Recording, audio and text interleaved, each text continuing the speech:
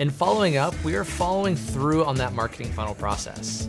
A potential client shouldn't be offended that you are seeking out an answer on whether they will move forward or not.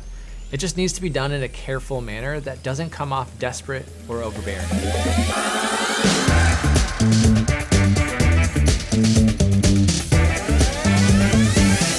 For leads you've sent a proposal or quote, 2 to 3 emails over the course of 4 weeks are perfectly normal.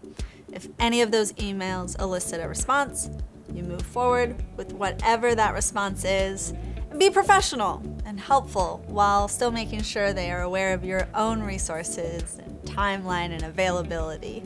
Now, for leads in the marketing funnel that fall off on any stages or bypass the sales stage due to reasons of time or budget, you can still follow up and nurture them in a variety of ways, like email newsletters, blog posts, contests and promotions, webinars, workshops, or even event invites are some ideas of ways that you can continue to educate the prospect and keep them engaged and learning about your company.